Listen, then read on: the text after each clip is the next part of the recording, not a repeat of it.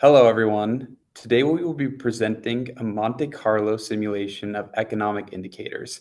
My name is Stephen Frederick. My name is Charles Hong. My name is Brent Albrecht. I am Ezequiel Fatamilera. Next slide.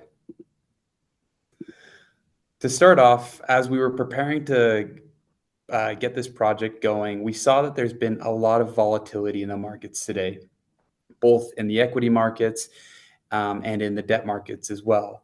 Um, on April 6th, we saw that the Dow Jones dropped more than 2,200 points, and that was the third largest drop that we've ever seen in history. So we knew that there's been a lot of turmoil, there's been a lot of volatility in the markets, and we saw that traditional forecasting models had a hard time predicting the future, and that a Monte Carlo simulation where we could run basically hundreds of scenarios using several different variables that interlock together could give us a better outcome and a better idea of what's the future will hold.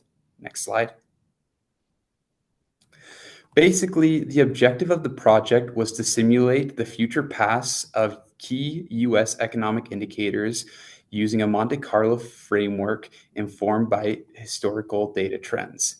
And so basically, our thought process was there are key, basically, there are key variables such as unemployment rates, housing prices, inflation, like consumer pricing index, which basically kind of depicts where the market's going, how it is currently, the health of the market. And we decided that if we could run a Monte Carlo simulation while using unemployment rates, housing prices, and the CPI, we could get a better idea of what the future will hold, both upside, downside, and the most likely possibility of what could happen. On to the next slide.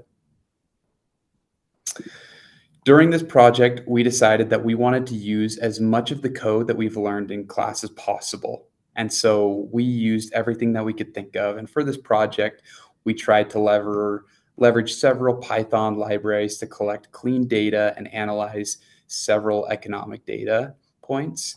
We use pandas to organize and merge large data sets, preparing them for simulation. We also use Panda's data reader that allowed us to efficiently pull real-time data for Fred, including unemployment, home prices, and the consumer pricing index.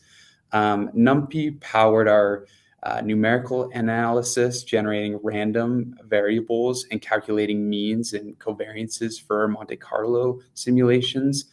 We also used Matplotlib to create visualizations of both historical trends and thousands of simulated future scenarios. Lastly, we used DateUtil, which helped us manage and align data across data sets. All these tools basically helped us to run a Monte Carlo simulation, which we learned in class. I'll pass it on to you now, Charles. Perfect. So once we finish up importing the libraries, the second step is setting the time period. So the below screenshot is a block of code that defines the historical range for pulling economic indicator data.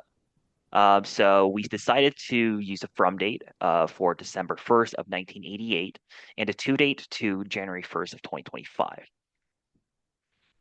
The next step is pulling Fred data. So this block of code below pulls data from on unemployment rate, home prices, and core CPI from Fred. And as you can see in the screenshot, the green capitalized letters, first one, unrate, represents unemployment rate. CSUSHPISA indicates the Case-Shiller Home Price Index. And the last one, CILFESL, is the Core Consumer Price Index. Once we pull out the data from Fred, we want to merge by using the join operator and pre-process the data. So the below screenshot represents the block of code that joins the data sets and store original values for use in simulations.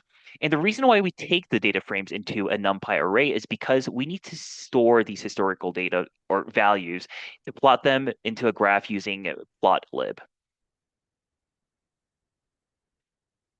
Okay, and the next step we're going to do is calculate the monthly percentage changes.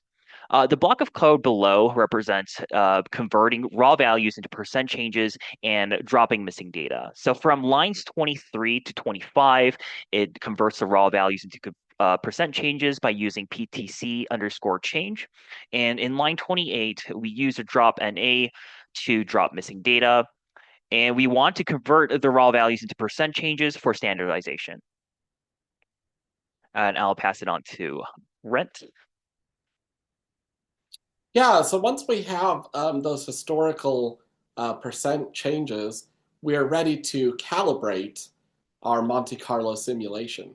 So in our case, a macroeconomic indicator like unemployment rate doesn't just live in a vacuum.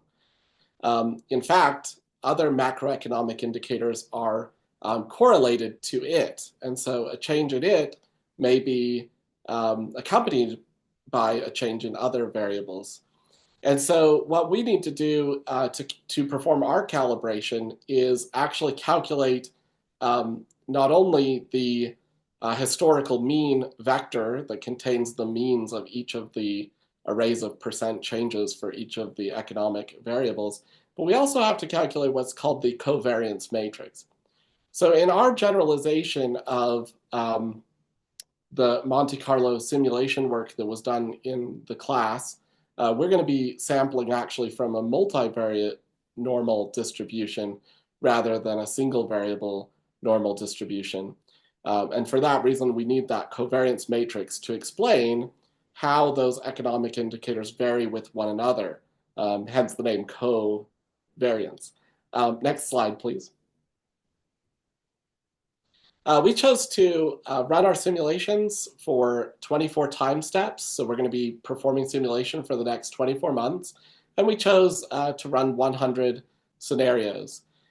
We also set a random seed value of 42 so that our result will be, although random, it will be static for purposes of consistency. We want when you run the code, we want you to be able to get the same results in the graphs that we will present later on in these slides. Next slide, please. So this is the step where we actually perform the Monte Carlo simulation. This code is similar to the code that we did in the class when we did a Monte Carlo simulation for the stock price using a single normal distribution, single variable normal distribution. But you can see here that one of the main changes here, and what makes this an interesting generalization of Monte Carlo, is that we've implemented np.random.multivariate normal with the historical mean and historical covariance matrix that we were talking about previously. So this is the block of code that actually does the Monte Carlo simulation and creates all of our simulated curves. Next slide, please. And this is actually mostly a housekeeping item. So what we're doing here is we're just making sure that we have arrays of dates that represent the dates for the historical data, as well as the dates of the 24 months moving into the future. Those data arrays are going to be needed also to construct the graphs on the subsequent slides. Charles, I think I'm going to turn it back over to you. All right, perfect. Thank you. So the last step is to plot all the scenarios, and the below block of code visualizes historical data and simulated forecasts for each macro variable. And once we run this through, we're going to get 3 different results. The first graph we see here is results for the Monte Carlo simulation for the unemployment rate. And as you can see from the results, it seems that the Monte Carlo simulation results is very randomized. And the reason for this visual is due to the volatility of historical unemployment rate, meaning that for every year, unemployment rate could increase or decrease.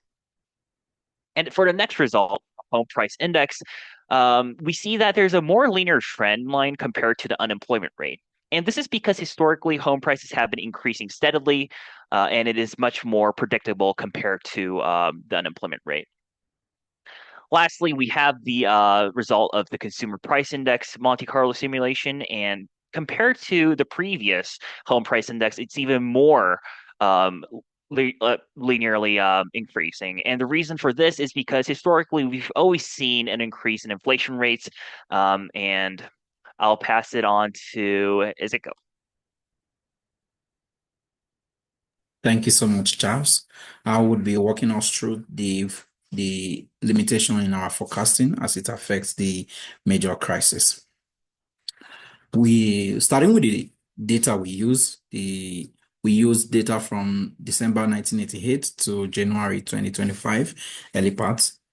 We captured multiple business cycles while doing this, and we also give a solid base, a longer horizon, which could enhance robustness, especially for modeling rare or extreme events. This we considered.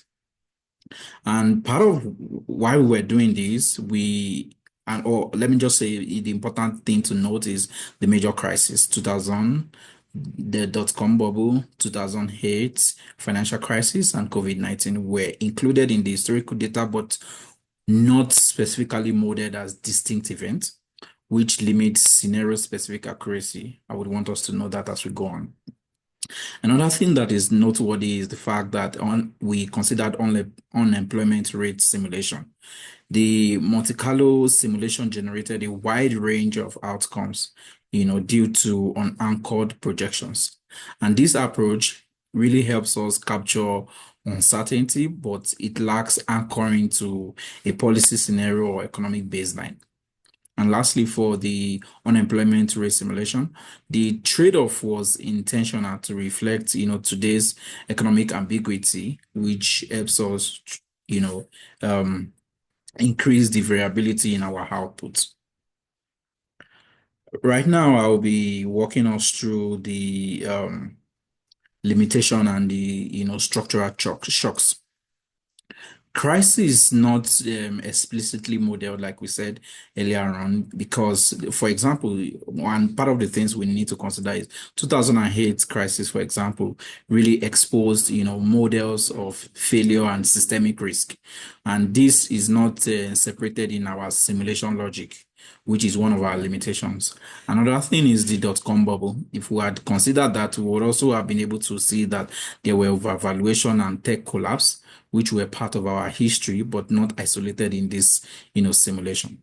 And COVID-19, knowing that the major shock, which with delayed data and extreme policy shift, was not uniquely accounted for in this simulation is also another thing.